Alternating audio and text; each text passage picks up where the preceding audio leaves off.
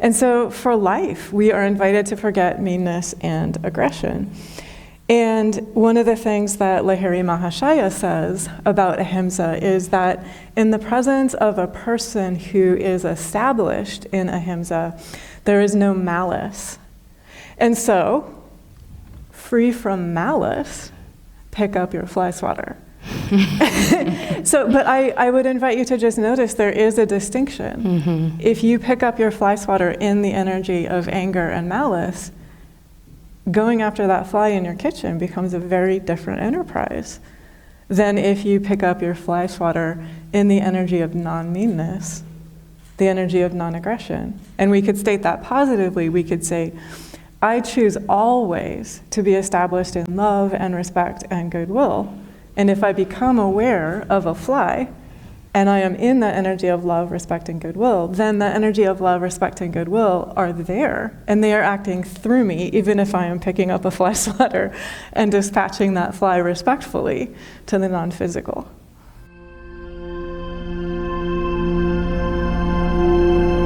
Good morning, everybody. Good morning, and welcome to our topic today is to how to live nonviolence. It's a session in our Truth, Love, and Justice series. So today I want to start it off a little different. I'm going to posit a question to you. When you hear the word nonviolence, what's the first thing that comes to mind? And feel free to just say it. Peace. Peace, someone said. Martin Luther King, someone said. Love, someone said. My anger problem, someone said. Patience, someone said. Gandhi, someone said. No war, someone said. Wonderful. Thank you for sharing. So, twofold reason for asking that. One is to sort of make visible the mental models that we carry that are associated with that word, nonviolence, and how all of the mental models that we carry become sort of the collective human experience of how we experience nonviolence. So nonviolence, the definition of nonviolence is it's the practice of not causing harm to another and also to yourself. Someone said Martin Luther King, someone said Gandhi. When we hear nonviolence, sometimes we think about the nonviolent movement. The nonviolent movement, I can say it started in this place, but the truth is that it has existed as long as there have been people on the planet. I will give you sort of the historical flow of it as we understand it today, but know that where it begins historically, it goes beyond even history. So history is like with written word, and then there's prehistory. So before we have written text. So even in prehistory, there existed nonviolence. When it comes to the nonviolence movement, Gandhi is who we think of, is centered around him. He developed this nonviolent idea of moving through the world in the form of passive resistance to create social and political change. He was inspired by a Russian named Tolstoy. He had a book called The Kingdom of God Within You, which was inspired by Jesus in his Sermon on the Mount, when Jesus said, "Turn the other cheek." He suggested that there was a way to move through life when you confronted violence in the world, you did not have to be violent against it. And through the practice of choosing non-harm, indeed, that practice would overcome the violence, and then all could move forward in nonviolence. So Gandhi practiced that first in South Africa. He was born in India. He was a lawyer. At some point, he was asked to come to defend a client in South Africa, which at the time, the colonists who were in control were the British and the Dutch. And already segregation was very ingrained in the society of South Africa. So Gandhi started there a passive movement to support the rights of Indians in South Africa, and then eventually took that movement to India. And then Martin Luther King, at some point in his journey, went to India to study nonviolence. What's really interesting about this history, about this arc, is not so much what we call the nonviolent movement, but from where the nonviolent movement emerges. Where does it come from? So there's a term called Ahimsa that you are likely familiar with, and that's where we will start. Gandhi was motivated by Ahimsa. It is practiced in the Buddhist tradition, it's practiced in the Hindu tradition, it's practiced in the Yogic tradition, and it's practiced in the Christian tradition. It's practiced wherever there is love. Wherever there is true love, there's the practice of Ahimsa. So I'm going to pause and pass it to Swami before we dive into our first question. Did you want to talk more about Ahimsa, Swami? Or should we just? You're good. Yeah. All right. Thank cool. you for your beautiful intro. All right, so let's move into our questions then, since we have a framework. So I am Acharya Kashi, a spiritual teacher and a student of Swami Nityananda at Awake Yoga Meditation. If you love being inspired, uplifted, encouraged, and on fire for inner transformation, like, subscribe, and follow. There's a housefly in the kitchen. Can I kill it? What does nonviolence say about that, Swami? So, thank you for that question. So, well, I think one of the things that Ahimsa says, and I'll share this because a couple of people entered midstream. I shared from the outset for our opening meditation, Swami Sri Yukteswar's translation of Ahimsa. And he translates this as non-meanness and non-aggression. And he says, when meanness and aggression are forgotten for life, a beautiful radiance arises, whose qualities of trustworthiness and deep contentment are seen in the eyes. And so for life, we are invited to forget meanness and aggression. And one of the things that Lahiri Mahashaya says about Ahimsa is that in the presence of a person who is established in Ahimsa, there is no malice. And so, free from malice, pick up your fly swatter. But I would invite you to just notice there is a distinction. Mm-hmm. If you pick up your fly swatter in the energy of anger and malice, going after that fly in your kitchen becomes a very different enterprise than if you pick up your fly swatter in the energy of non-meanness, the energy of non-aggression. And we could state that positively. We could say, I choose always to be established in love and respect and goodwill. And if I become aware of a fly, and I am in the energy of love, respect, and goodwill, then the energy of love, respect, and goodwill are there, and they are acting through me, even if I am picking up a fly swatter and dispatching that fly respectfully to the non-physical. Thank you, Swami. What you're saying is also supported by the Bhagavad Gita. So in the very first chapter of the Gita, there is Arjuna and there's Krishna, and they are on a battlefield. And Arjuna is desolate. He does not want to fight. He says, I don't want to fight. These are my brothers. I went to school with this person. I don't want this blood on my hands. And Krishna ultimately says that you misunderstand truth if you believe that the self can kill and or be killed. And later in the Bhagavad Gita, Krishna also says that Ahimsa is one of the most celebrated qualities of one who practices love. So it almost sounds like dichotomy, in that he's telling Arjuna to go and fight, and at the same time he's saying, practice Ahimsa. And in this way, you come to recognize truth.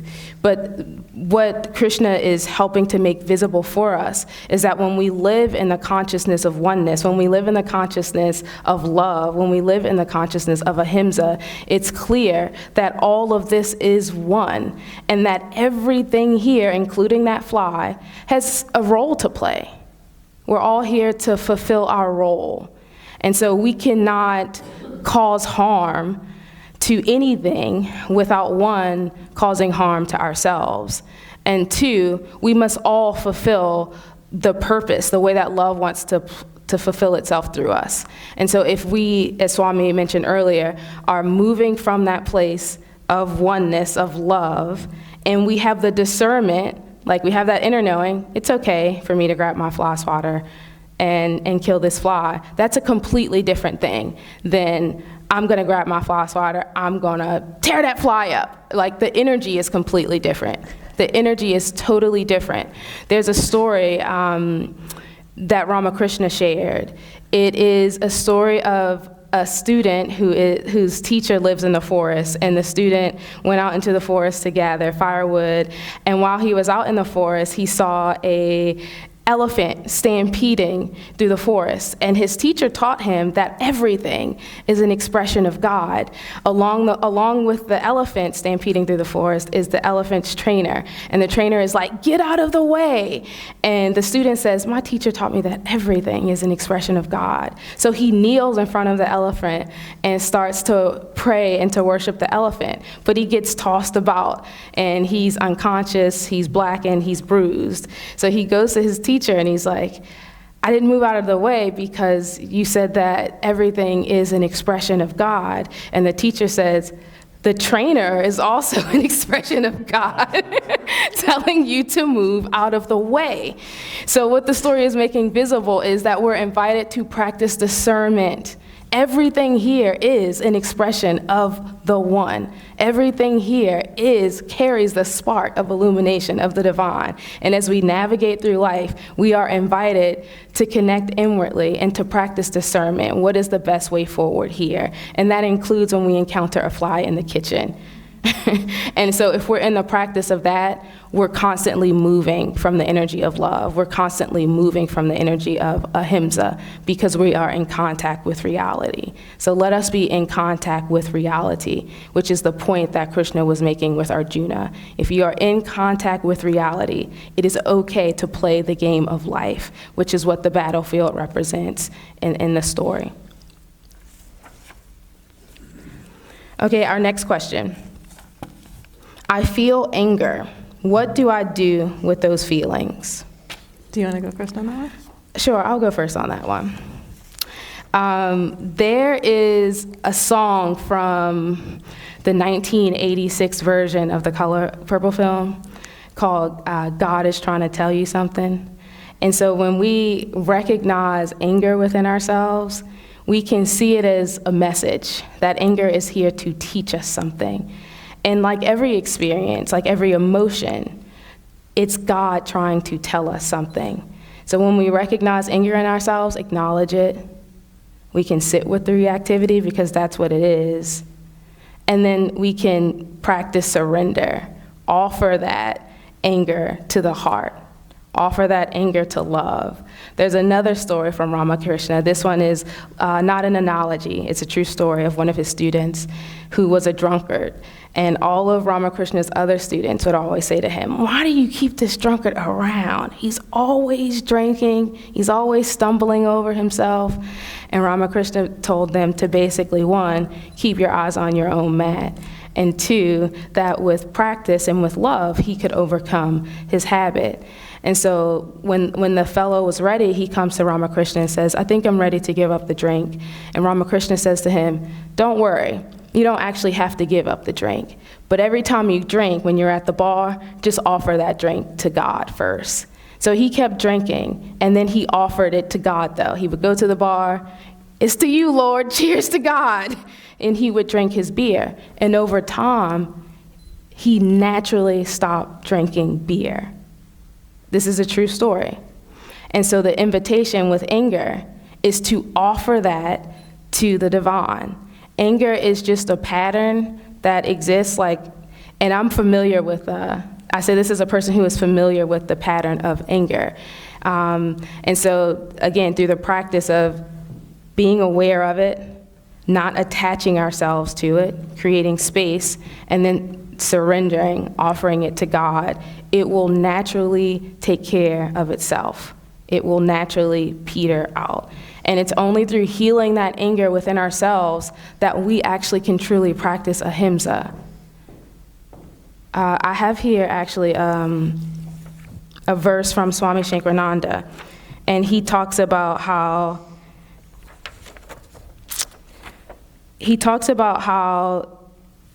when we're in the practice of anger, we're really injuring ourselves. We're causing self-harm.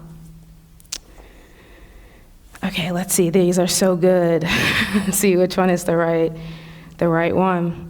This one here. If we don't enjoy reacting, we are ready for healing, for joy, for peace, for growth, and for understanding. And so when we're done with being reactive, that's an indication that we're ready for that healing, for that growth, for the natural flow of what's here. I'll just chime in very briefly. So one of the things that the yogis say, and the Buddhist teachings say as well, is that if we give way to anger, it's a doorway to the lower self. And so for anyone who has experienced anger, has felt it within themselves in thought or word or deed, to just practice self-observation and just notice, how does it feel to carry that energy? And one of the stories that comes to me is a true story. Years ago, I was in the presence of a 15-year-old girl, and she was one of the most beautiful humans I've ever encountered. She was in a country in Central America, and she was talking about how her entire family had been killed in war, her entire family. And she now lived across the street from the soldiers who had killed her entire family. And so this is like a remarkable situation, to live across the street from the soldiers who have killed your entire family.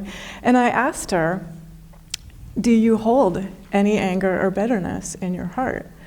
And she was 15, and she smiled. And her smile was one of the most beautiful things I have ever seen. And she said, if you hold anger or bitterness in your heart, it is like trying to hold the blade of a knife that has no handle. You will cut yourself. And there's just no word. It's like nothing that can be said after that. So humans can experiment with the energy of anger and trying to hold the energy of anger and trying to hold the energy of bitterness until they realize what she realized, which is, I'm cutting myself as I try to hold that energy. And so then when we're ready, we can choose to lay down that energy. It is, I would also just say, it is chosen. It is chosen from within when we are ready for that self-transformation. And so that is the way that I understand Swami Shankarananda's teachings when he says the moment we react, we're causing self-harm. And so if we practice reacting enough and we say, oh, this is non-preferred and I don't like how I feel after I have expressed anger, then we love ourselves so much that we're willing to lay down the pain. We're willing to lay down the sadness. We're willing to lay down the hurt. That is always underneath the anger. And we're willing to bring in the energy of healing. So that energy, it's not the true nature of any of us. And the reality is we won't be at peace until we're living in our true nature. And so that energy of anger will make us feel restless. It will make us feel dissatisfied. It will make us feel the opposite of what Sri Yukteswar is talking about when he says deep contentment will be seen in our eyes. And we have freedom. So as humans, we have freedom to experiment with that energy as much as we like until we say, I'm laying it down. I am bringing love into my heart. I'm bringing the energy of respect into my heart. I'm bringing the energy of goodwill and cooperation, and a realization that I'm only harming myself if I'm holding on to this energy. The story of the 15-year-old girl I find just so breathtaking and so beautiful because it proves that at any age we are free to do this. And it requires, I would say, courage. This is the opposite of weakness. So do not think that Ahimsa is about weakness because it is the opposite. It requires tremendous courage to be able to look at that energy of meanness and aggression, to experience it as that young woman experienced it, and to say, I lay down that energy. I will not carry that energy forward in my life or in the lives of those whom I encounter. Thank you, Swami. How may I live nonviolence in my relationships? You can start. Okay. So this, I would actually say, goes back to what we've been talking about all along. Say that we are a parent and we get to help a child come to terms with the consequences of their choices, or we are an employer or a teacher or a friend, and we get to help someone that we're encountering in any way. If we are established and we are steady in that respect of love and respect and goodwill, that will infuse itself in our conversations. We will be free of malice. We will not be taking pleasure in anyone else's pain. And we will be promoting what is highest good for ourselves and for everyone else. And so we will be moving in that energy of cooperation, the energy of active, joyful, dynamic love that always focuses on what's the energy of the solution? What would I love to help create? And so as we focus on that, we give ourselves the ability to pause and to choose. That happened. Like maybe someone that we are in a relationship with said something unskillful. We can pause and choose and say, what would I love to create? An image from a contemporary poet that came to mind as I was meditating this morning. He says that it's possible to take a tear gas grenade and to turn it into a flower pot. So even if a tear gas grenade has been thrown at you, even if there has been an explosion in your relationship, even if a lot of tears have been involved, what do you want to plant now? What do you want to grow now?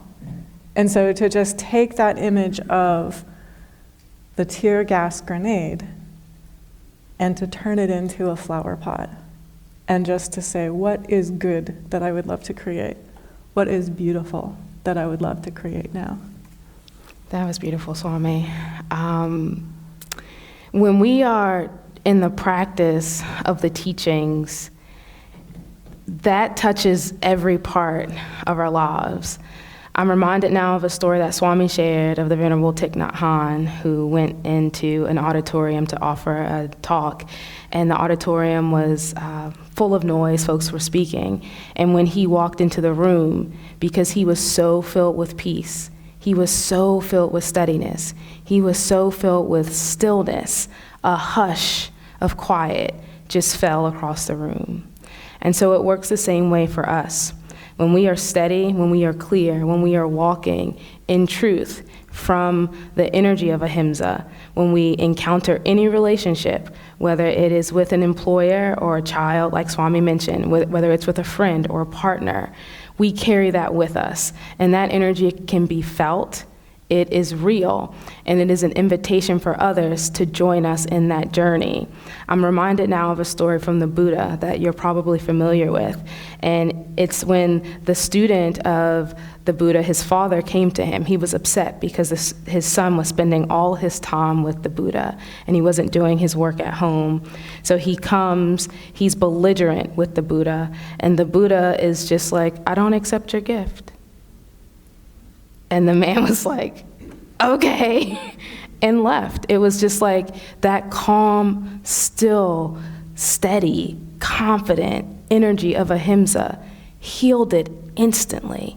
The man was so moved by the Buddha's response that the next week he came back and became a student. And so when we live in the consciousness of oneness, it is obvious. And that helps our relationships more than anything.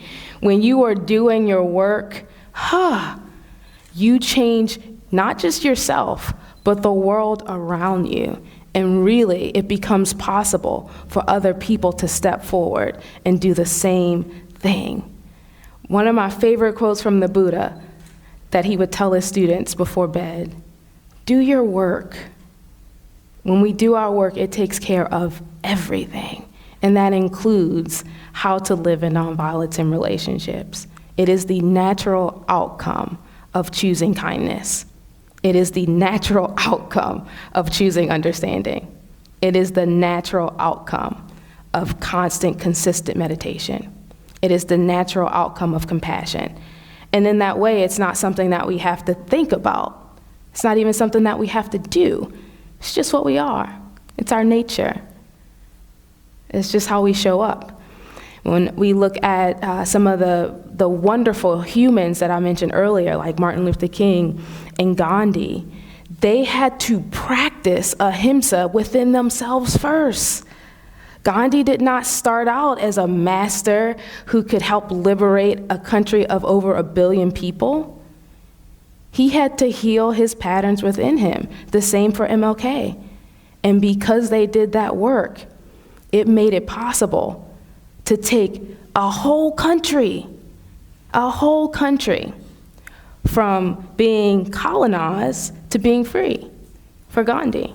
And then the United States, we're all very familiar with the American Civil Rights Movement and what was the result of that and how it inspired other movements across the country and across the world. So all of that is to say is, if you do your work, living in nonviolence is not even a question.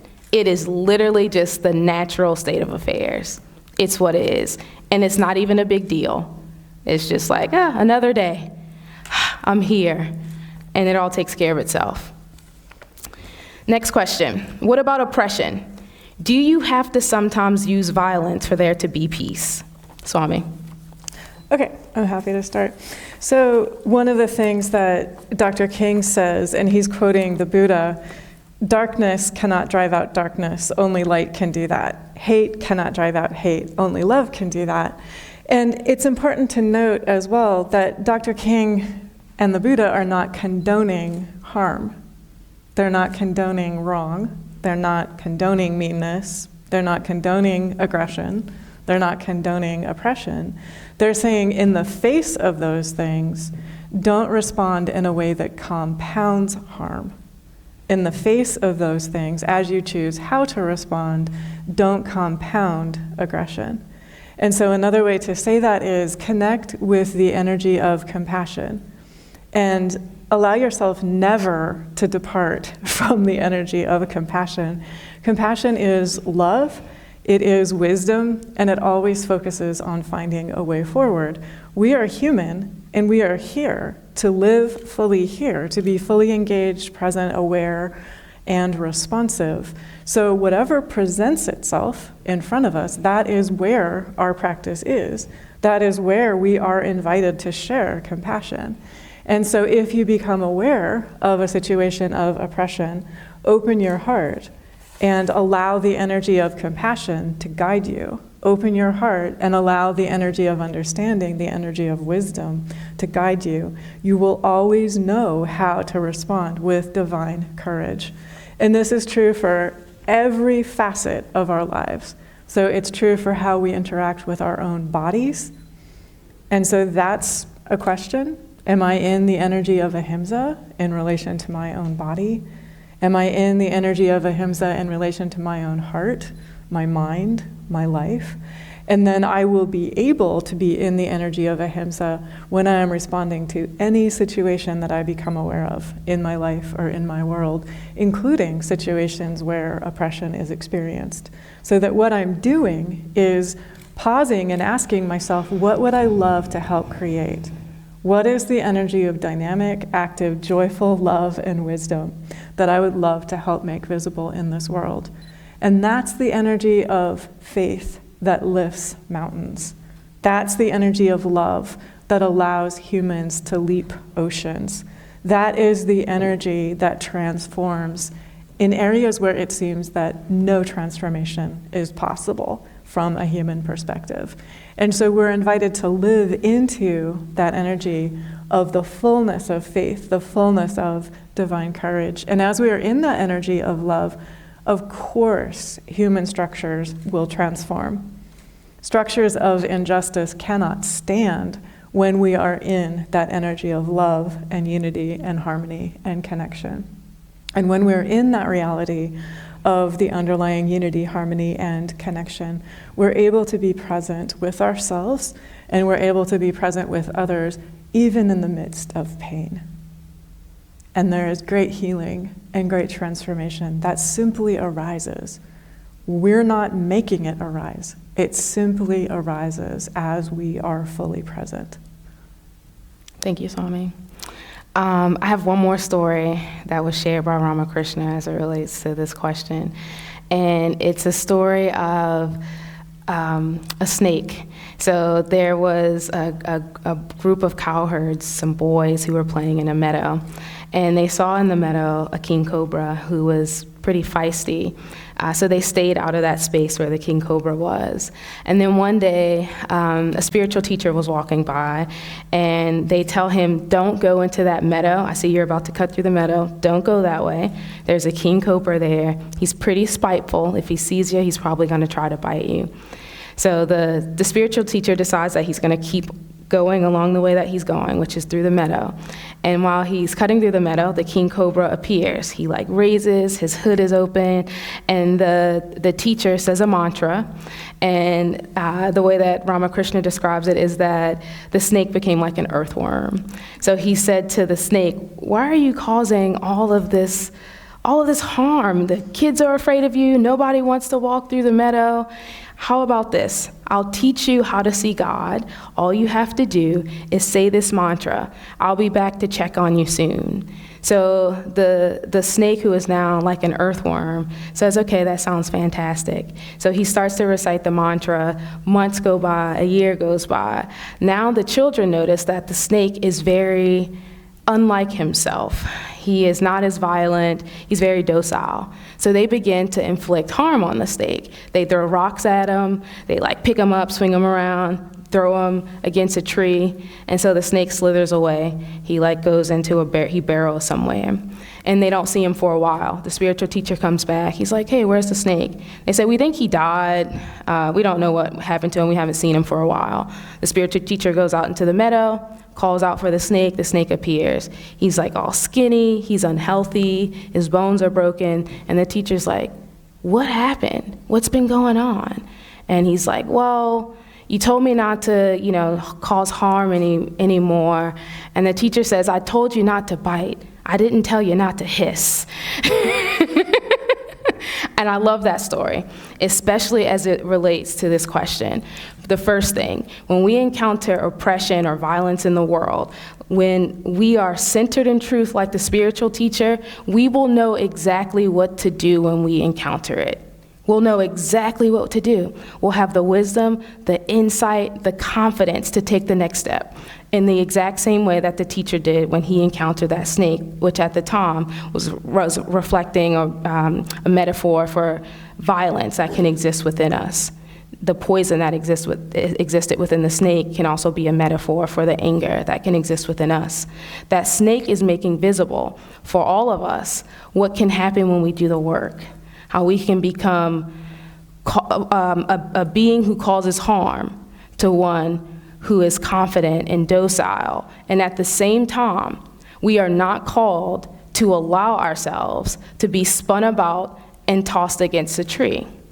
All right? Jesus tells us, turn the other cheek. Jesus also was known to hiss. All right? Think about Jesus when he's at the market. He's clear. He's confident. He is speaking truth. So please continue to speak truth, but more importantly, live truth. And it's through that process of living truth that we know exactly what to do when we witness violence. We will never be called to be violent. If we are centered in truth, that reactivity doesn't even arise in us. We don't even have the capacity to be violent. Like the spiritual teacher, there is a mantra within us, whether it is a word or whether it is something that's done in the realm of energy. We inwardly send a healing and a peace that will overcome that snake of poison, of anger, of fear, of violence. And so that's the invitation for each of us when we recognize that in the world. And thank God that we don't have to do anything, that God is the doer of all things, which takes us back to what Krishna was helping to make visible for Arjuna when they were on the battlefield. This is all the self. And each human, each being, we're just playing roles. We're characters here. And Sometimes the role just has to be fulfilled. The act has to be finished, and it is that way. By grace, it has been set up as so. Amen. Do you want to offer a closing prayer? Yeah, fantastic. Let's do the closing prayer. All right, I invite everybody to join me in the prayer that I'll offer on behalf of us all. Heavenly Father, Mother God, we give absolute thanks for the love, the joy, the insight, the wisdom that exists within us. By grace, we don't have to go anywhere or purchase anything or do anything to connect with reality. It is already with us, and for that, our hearts sing with joy, with absolute gratitude for what is now, today, and always. Amen. I'll offer a silent blessing for all of us to be steady and established in the energy of Ahimsa. It'll be silent and quick. I'll let you know when it's complete.